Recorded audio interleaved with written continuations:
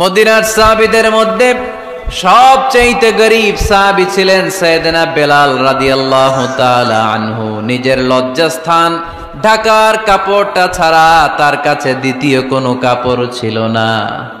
সকালে যদি খাবার পেত, দুপুরে খাবার ছিল না, দুপুরে পেলে রাতের জন্য ছিল না, আজকে খাবার থাকলে কালকে নাই। মদিনার সবচেয়ে গরীব সাহাবী বেলাল রাদিয়াল্লাহু তাআলা আনহু লজ্জাস্থান ঢাকার জন্য শুধু একটা জামা ছিল, গায়ে দেওয়ার মতো কোনো জামা নাই। এই সাহাবীর মতো গরীব কোন সাহাবী মদিনার জমিনে নাই। এই বেলাল রাদিয়াল্লাহু তাআলা আনহুকে বিশ্বনবী ডেকে বললেন, ইয়া বেলাল আনফিক ইয়া বেলাল লা তাখশা মিন যিল আরশি ইকলালা। ও বেলাল, আল্লাহর রাস্তায় দান করো, কারণ আমার আল্লাহর ধনভাণ্ডারের কমতি নাই। সাইয়েদনা বেলাল রাদিয়াল্লাহু তাআলা আনহু সবচেয়ে গরীব। শুনতেছেন? বুঝতেছেন? সবচেয়ে গরীব। ডাউন পার্টটা ঢাকার মতো একটা গার্মেন্ট ছিল, একটা কাপড়, এটা পেঁচায় আসতো, নামাজ পড়তো। গায়ে রাখার মতো কোনো জামা নাই, আর খাবার দাবার টাকা পয়সা বলতে নাই। ওই সাহাবীরে বিষ্ণু ইসলাম বললেন, আনফিক বেলাল, বেলাল তুমিও দান করো, তুমিও দাও, দানের হাতকে প্রশস্ত করে দাও। আনফিক ইবনা আদম উনফিক আলাইক, হে বনি আদম দাও, দিলে আমি তোমারে দেব। কেজির এটা হুজুরে দিয়ে দিলাম, এরপরে কেউ আমার 20 কেজি দিলে ওইটা ধরবো, ওইটা আবার আরেকজনরে দিব, এরপরে আরেকজন 30 কেজি দিলে ওইটারে ধরবো। কথা বলেন, কথা বলেন, কথা বলেন। এজন্য আল্লাহ বললেন, ইনফিকুনা ফিস সাররাই ওয়াদ দাররা। আমার মুত্তাকি বান্দার প্রথম গুণ, তারা সুখে দুঃখে সব সময় দান করে, দানের ধারাবাহিকতা সব সময় অব্যাহত রাখে। যারা সুখে দুঃখে সচ্ছল অসচ্ছল সব অবস্থায় দান করে, তাদের নাম হলো মুত্তাকি। মুত্তাকিদের প্রথম বৈশিষ্ট্য দান করে। আপনারা দান করেন তো? কিশোরগঞ্জের ভাইয়েরা সবাই করেন? করেন তো? Take it as a reminder. আজকের এই আলোচনাটা একটা রিমাইন্ডার হিসেবে নেন। যাদের দান করতে একটু সমস্যা, মনে থাকে না, অলসতা বা একটু কিপটামির মনোভাব আছে, এই কিপটামি কৃপণতা ভুলে যান, দেন। দেন না একটু, আপনারা দিবে কে? বিশ্বাস হয়? দিলে বাড়ে, দিলে না দিলে কমে, কারণ আপনি দিলে আপনারে দিবে কে? তবে গোপন অবস্থায় দেওয়াটা উত্তম। প্রকাশ্য দান করলে আল্লাহ কবুল করেন, ওইটাতেও সওয়াব আছে, কিন্তু গোপনে দান করলে বেশি খুশি হয় কে? গোপনে দান করলে আল্লাহর রাগ ক্রোধ কমে যায়। আপনার কোনো পাপের কারণে আল্লাহ যদি আপনার উপর রেগে থাকে, আপনি গোপনে কিছু দান করে দেন, ওই রাগটা মুহূর্তেই ঠান্ডা হয়ে যাবে।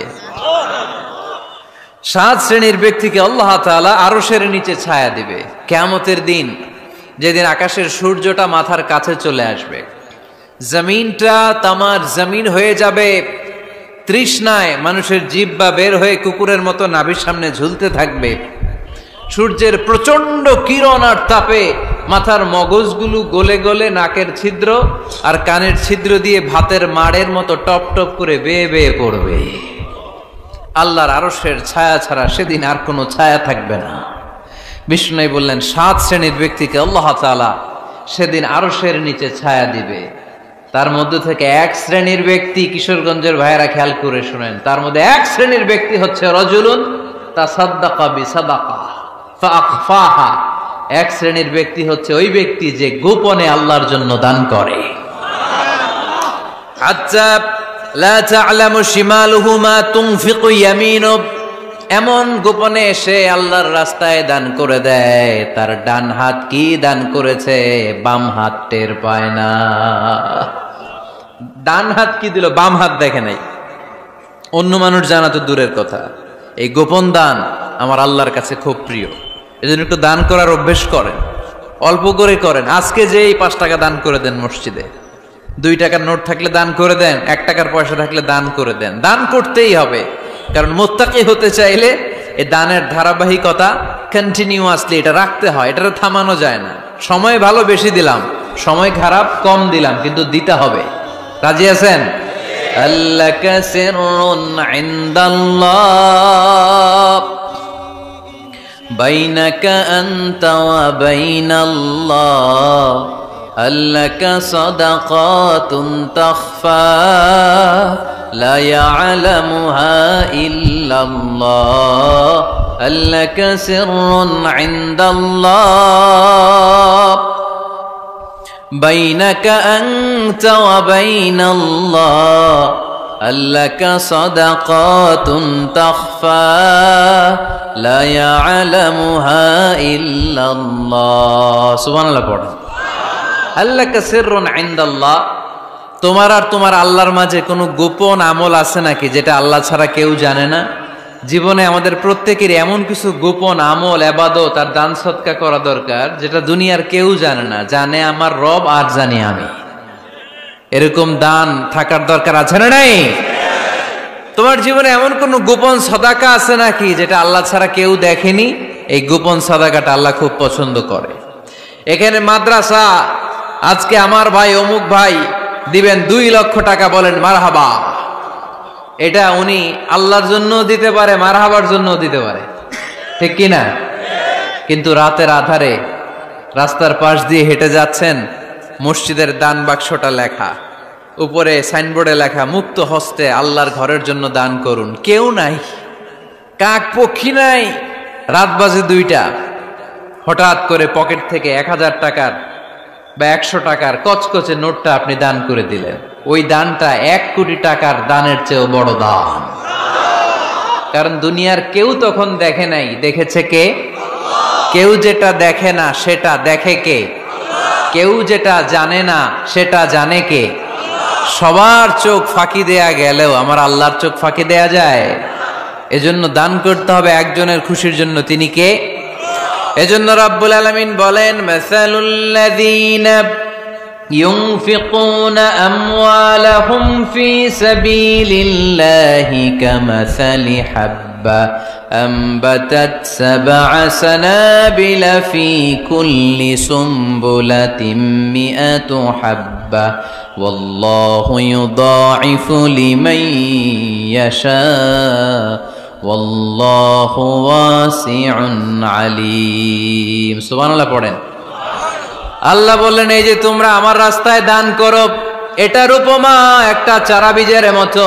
এই চারা বীজ জমিনে গেড়ে দিলে সেখান থেকে 60টা শীষ গজায়, প্রতিটা শীষ থেকে 100টা করে দানা হয়, প্রতিটা শীষে জন্ম নেয় 100 শস্য দানা। সুবহানাল্লাহ। চারা বীজ ছিলেন না, মাটিতে ঢুকাই দিলেন, 60টা শীষ গজালো, প্রতিটা শীষে আবার 100টা করে দানা, মোট কটা হইল? 700টা। এক চারা বীজ থেকে যেমনি 700 দানা গজায়, তেমনি 1 টাকা দান করলে এরকম 700 গুণ সওয়াব আপনার আমলনামায় ঢুকায় দিবে কে? যারা দুনিয়ার বুকে প্রকাশ্যে গোপনে দান করত, সচ্ছল আর অসচ্ছল অবস্থায় দান করত, কিয়ামতের দিন যখন তাদেরকে তাদের আমলনামা দেয়া হবে, আমলনামা দেখে বলবে, আল্লাহ এত সওয়াব দুনিয়ার বুকে আমি করি নাই, অন্য কারো আমলনামা তোমার ফেরেশতারা ভুল করে আমারে দিয়েছে। আল্লাহ এত আমলনামা তো আমি করি নাই, এত নেক কাজ কোত্থেকে আসলো? এটা আমার না, তোমার ফেরেশতারা ভুল করে আরেকজনেরটা গছাই দিছে আমারে। আল্লাহ বলবেন, না, আমার ফেরেশতারা ভুল করে না। সুবহানাল্লাহ পড়েন। ফেরেশতারা কখনো ভুল করতে পারে না, এটা তোমারই আমলনামা, আমার আমলনামা, আমি তো এত সওয়াব করি নাই। আল্লাহ বললেন, তুমি যে ওই আমার খুশির জন্য দান করেছো, ওই ছোট্ট দানটাকে আমি বড় করে তোমার আমলনামায় ঢুকাই দিচ্ছি। আরো আস্তে কোন সুবহানাল্লাহ। হাদিসে এসেছে, কামা ইউরাব্বি আহাদুকুম ফুলুয়া, তোমরা যেমনি ছাগল পালো, বাছুর পালো, আল্লাহ তাআলা তোমাদের দানটাকে এরকম পেলে পুষে বড় করে। আপনারা কিশোরগঞ্জে গরু পালেন কারা দেখি? বাড়ি বাড়ি, আপনার বাড়িতেও আছে। তো এই যে গাভী যখন বাচ্চা দেয়, বাছুর হয়, খুশি লাগে না আপনাদের? মালিক কি করে? এটারে খাওয়ায়, খাইয়ে দাইয়ে পেলে পুষে বড় করে না? কুরবানির হাটে বিক্রির জন্য। আল্লাহ বললে, তুমি যে ওই ছোট্ট দান করেছো, তোমার এই ছোট্ট দানটা আমিও এটারে খাইয়ে দাইয়ে পেলে পুষে বড় করে উহুদ পাহাড়ের সমান করে তোমার আমলনামায় ঢুকিয়ে দিয়েছি। এজন্য আল্লাহ বললেন, আল্লাযীনা ইউনফিকুনা ফিস সাররাই ওয়াদ দাররা, মুত্তাকিদের প্রথম গুণ সচ্ছল আর অসচ্ছল উভয় অবস্থায় আল্লাহর জন্য তারা দান করে। সুবহানাল্লাহ পড়েন। তাহলে মুত্তাকিদের প্রথম গুণ, তারা কি করে? জোরে বলেন, সবাই বলেন, আবার বলেন। আপনাদের কষ্ট হচ্ছে? দোয়া করে ফেলি আমরা তো। গলার আওয়াজ এত অল্প কেন? আওয়াজ করে উত্তর দেয়া যাবে? চিল্লায় পড়েন আল্লাহু আকবার। এভাবে উত্তর দিবেন। এভাবে আওয়াজ করে উত্তর দিলে আমি বুঝবো আমার কথা শুনতেছেন, বুঝতেছেন। তা না হলে আমি বুঝবো বুঝতেছেন না। আমি এত কষ্ট করে বলি, এরা বুঝে না। তো মুত্তাকিদের প্রথম গুণ, তারা কি করে? আরো জোরে বলেন, কি করে? মুত্তাকিদের 2 নাম্বার গুণ আল্লাহ বললেন, ওয়াল কাযিমিনাল গায়জ। মুত্তাকিরা শুধু সুখে দুঃখে, সচ্ছল অসচ্ছল অবস্থায় তারা দান করে না।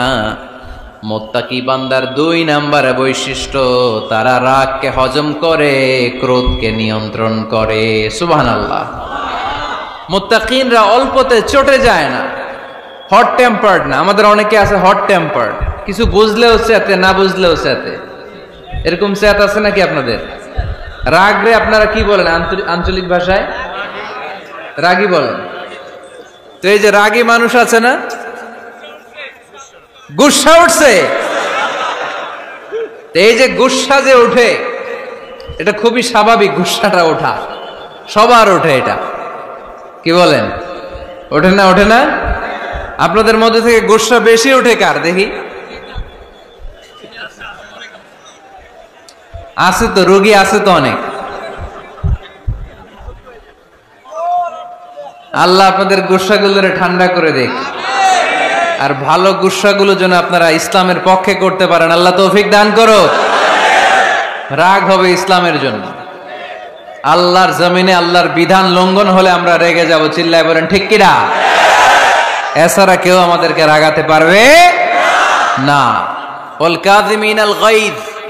মুত্তাকিন বান্দারা রাগকে হজম করে। রাগ হওয়াটা খুব স্বাভাবিক, এটা ন্যাচারাল, এটা কি প্রাকৃতিক। আমাদের দেহে এক ধরনের হরমোন আছে, এটার নাম হচ্ছে অ্যাড্রেনালিন বলে এটাকে, অ্যাড্রেনালিন হরমোন। তো এই হরমোনটা যখন নিঃসরিত হয় তখন আমরা রেগে উঠি, এর আগে আমরা রাগি না। This adrenaline hormone triggers up your bodies fight response. এটা নিঃসরিত হলেই বডি তখন ফাইট করতে মন চায়, মনে চায় খায়া ফেলাই, মাইরা ফেলাই, ধৈরা ফেলাই, অক করে হোতা এলাই। আপনারা বলেন না এগুলো? মাইরা অ্যালবাম, কাইটটা অ্যালবাম, অক করে হোতা অ্যালবাম বলেন আপনারা?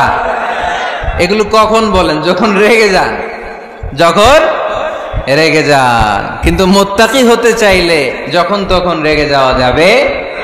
ওয়াল কাযিমিনাল গায়জ। যুবক ভাইয়েরা খেয়াল করে শোনো, মুত্তাকি হতে চাইলে 2 নাম্বার যে বৈশিষ্ট্যটা আমাদেরকে ধারণ করতে হবে সেটা হচ্ছে ওয়াল কাযিমিনাল গায়জ।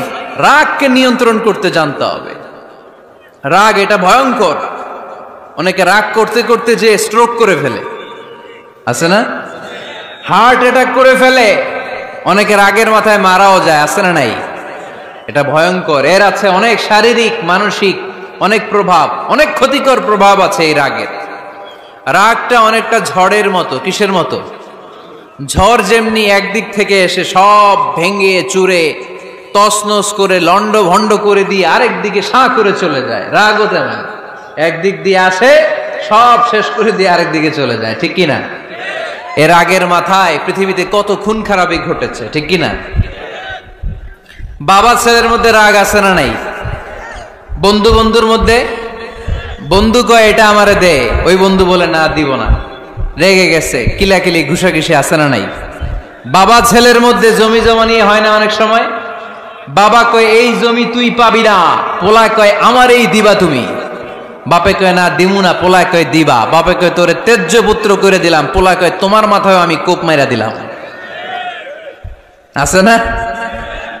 লেগে গেল, মারাত্মক ঝগড়া। হাজবেন্ড ওয়াইফের মধ্যে এগুলো আর হয় না, তাই না?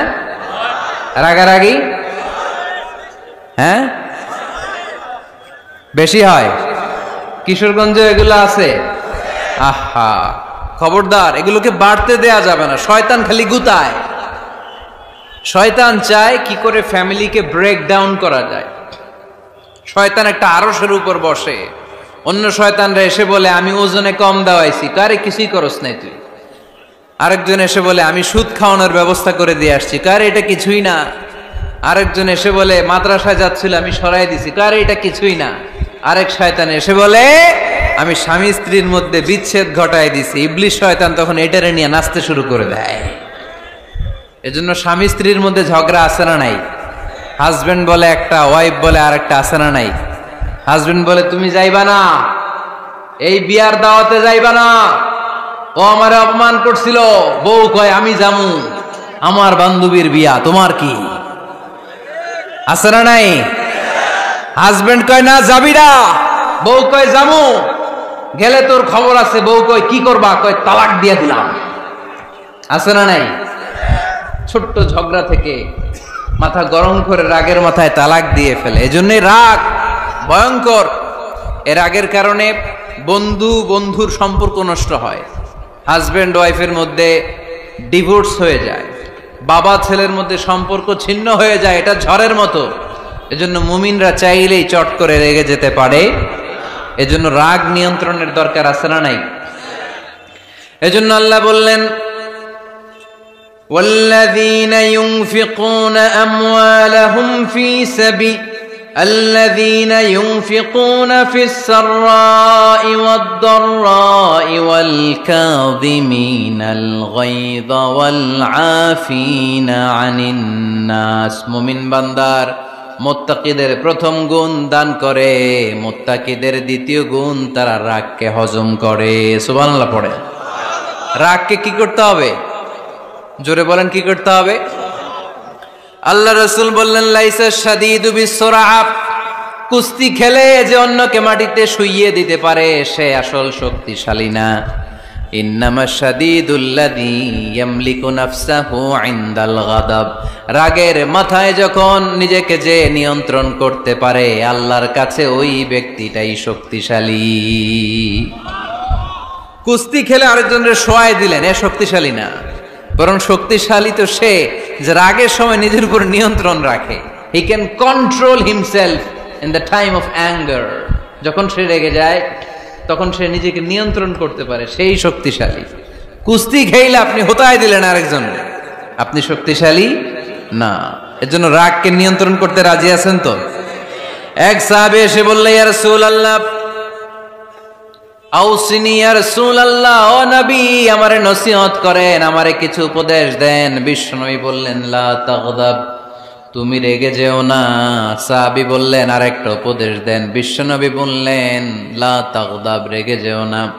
সাহাবী বললেন ও নবী আরেকটা উপদেশ দেন। বিশ্বনবী তৃতীয়বারের জন্য বললেন ও সাহাবী তুমি রেগে যেও না, লা তাগদাব, রেগে যেও না। কারণ রেগে গেলেন তো হেরে গেলেন, রেগে গেলেন হেরে গেলেন। অনেকে আপনারা রাগাতে চাইবে নানাভাবে, কিন্তু আপনি রাখবেন না। আপনার সাথে ঝগড়া করতে চাইবে, পায়ে পাড়া দিয়ে ঝগড়া করতে চায়, এরকম আছে না নাই? আপনারা রাগাতে চায়, ফুসলাতে চায়, কিন্তু মুমিনরা মুত্তাকিনরা তারা যেন তেন কোনো কারণে রেগে যায় না, তারা তাদের রাগকে হজম করে। আলহামদুলিল্লাহ পড়েন। আল্লাহ রাসূল সাল্লাল্লাহু আলাইহি ওয়াসাল্লাম কখনো রাখতেন না, কখনো না। ওনার উপর অনেক অত্যাচার হয়েছে, উনি রাগেন নাই, উনি ক্ষমা করে দিয়েছেন। কি করেছেন? আল্লাহ রাসূল সাল্লাল্লাহু আলাইহি ওয়াসাল্লাম যখন মক্কায় নামাজ পড়তেন, আল্লাহ রাসূল সাল্লাল্লাহু আলাইহি ওয়াসাল্লাম যখন রুকুতে যেতেন, সিজদায় যেতেন, পিঠের উপরে পচা উটের নাড়ি ভুঁড়ি চাপিয়ে দেয়া হতো। আল্লাহ রাসূল কখনো রেগেছেন? কথা বলেন। তায়েফের ময়দানে দাওয়াত দিতে গেলেন, পাথর মারা হলো, তিনি রেগেছেন? বাড়ি থেকে বের করে দেয়া হলো, বাধ্য হয়ে মক্কা থেকে মদিনায় হিজরতে গেলেন। মক্কার দিকে তাকিয়ে তাকিয়ে চোখের পানি ছাড়লেন আর বললেন মক্কা তু আহাব্বুল বিলাদ ইলাইয়া, আমার কাছে সবচেয়ে প্রিয় শহর মক্কা শহর। লাউলা উখরিজতু লামা খারাজতু, আমার যদি বের করে দেয়া না হতো মক্কা থেকে জীবনে কোনোদিন আমি বের হতাম না। তারপরও বিশ্বনবী রাগেন নাই। ব্ল্যাক ম্যাজিক করে 6 মাস বিশ্বনবীকে অসুস্থ করে রাখা হয়েছে, তিনি রাগেন নাই। আল্লাহ রাসূল সাল্লাল্লাহু আলাইহি ওয়াসাল্লাম একবার উটের উপর চড়ছিলেন।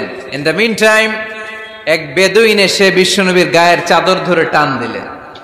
হাদিসের বর্ণনাকারী সাইয়েদনা আনাস রাদিয়াল্লাহু তাআলা উনি বলেন, কুনতু আমশি মা রাসূলিল্লাহ, আমি একবার রাসূল সাল্লাল্লাহু আলাইহি ওয়াসাল্লামের সাথে হাঁটছিলাম। ওয়া আলাইহি বুরদুন নাজরানি গালিদুল হাশিয়া, আর রাসূল সাল্লাল্লাহু আলাইহি ওয়াসাল্লামের গায়ে ছিল চাদর। কি ছিল? আপনারা আজকে চাদর গায়ে দিয়ে আসছেন? কেউ আসছেন? অনেকে। এই যে আমরা চাদর গায়ে দেই, আমাদের চাদরের এই পাশে মাঝে মাঝে কিছু ডিজাইন করা থাকে না? নাজরান দেশ থেকে নিয়ে আসা বিশ্বনবীর ওই চাদরের এইখানে খসখসে ডিজাইন ছিল। তো আল্লাহ রাসূল যখন চাদর গায়ে দেয়া, ওই বেদুইন যখন চাদর টান দিয়েছে, ওই খসখসে ডিজাইন আল্লাহ রাসূল সাল্লাল্লাহু আলাইহি ওয়াসাল্লামের ঘাড়ের চামড়া ছিঁড়ে ফেলেছে। আসছিল ভিক্ষা করতে। বেদুইন আসছে কি করতে? ভিক্ষা চাওয়ার স্টাইল দেখেন, ভিক্ষা চাওয়ার স্টাইল দেখছেন? আল্লাহ রাসূল সাল্লাল্লাহু আলাইহি ওয়াসাল্লামের চাদর ধরে এমন টান মেরেছে, ওই খসখসে চাদরের দাগ বিষ্ণু ইসলাম ঘাড়ের মধ্যে বসে ঘাড়ের চামড়া ছিঁড়ে গিয়েছে। বিষ্ণু প্রচন্ড ব্যথা পেয়েছেন, কিন্তু কিছুই বলেন নাই। ফালতাফাতা ইলাইহি রাসূলুল্লাহ, আল্লাহ রাসূল তার দিকে তাকালেন, তাকিয়ে সুম্মা দাহিক, ছোট্ট একটা মুচকি হাসি দিলেন। মুচকি হাসি দিলেন। ভিক্ষা করতে আসছে, চাদর ধরে টান মেরা ঘাড়ের চামড়া ছিঁড়ে ফেলছে, আর বলতে শুরু করছে, ইয়া মুহাম্মদ মুরলি মিন মালিল্লাহ, আল্লাহর যে সম্পদ আছে বাইতুল মালের সম্পদ থেকে আমার কিছু দাও, আমার কিচ্ছু নাই। আল্লাহ রাসূল সাল্লাল্লাহু আলাইহি ওয়াসাল্লাম ফাদাহিক, একটা মুচকি হাসি দিলেন, দিয়ে সে যা চেয়েছে তার হাতে সেটা উঠিয়ে দিলেন। চিল্লায় পড়েন সুবহান। তার মানে আমার নবী সহজে রাখতেন না। ওনার গায়ের উপর, দেহের উপর অত্যাচার করা হলে বিষ্ণু ইসলাম কখনো রাগেন নাই। মারা হয়েছে, পাথর মেরে রক্তাক্ত করা হয়েছে, পিটানো হয়েছে, আল্লাহ রাসূল সাল্লাল্লাহু আলাইহি ওয়াসাল্লাম কখনো রাগেন নাই। তবে আল্লাহর জমিনে আল্লাহর বিধান লঙ্ঘিত হওয়া মাত্রই বিষ্ণু ইসলাম রেগে যেতেন। পড়েন আল্লাহু আকবার। আল্লাহর বিধান লঙ্ঘিত হতে দিতেন না। যেই লোকটা নামাজ পড়া অবস্থায় ওটের পচা নারী বুড়ি চাপিয়ে দিলে রাগেন না, যাকে পাথর মারা হলে রাগেন না, চাদর ধরে টেনে গায়ের চামড়া ছিঁড়ে ফেললে রাগেন না, ওই ব্যক্তিটা আল্লাহর জমিনে আল্লাহর আইনের বিরুদ্ধে কথা বললে রেগে যেতেন। কারণ এটা আল্লাহর আইন। আল্লাহর আইনে সবাই সমান, এখানে উঁচু নিচু, there is no difference between black and white, between upper and lower, between the richer section of the society and poorer section of the society, between the prime minister, between the member of the parliament and the factory worker, rickshaw puller, everyone is totally equal, 100% equal in the eyes of Quran and Islam. চিল্লায় বলেন ঠিক কি না? আল্লাহর চোখে সবাই সমান।